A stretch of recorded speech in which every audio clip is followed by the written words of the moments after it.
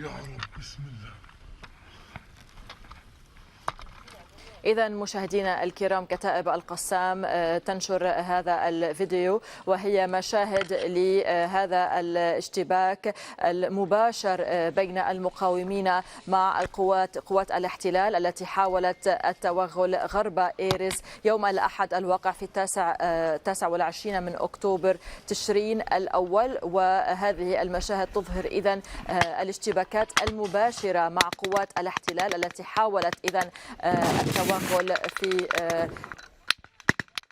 غرب إيرز.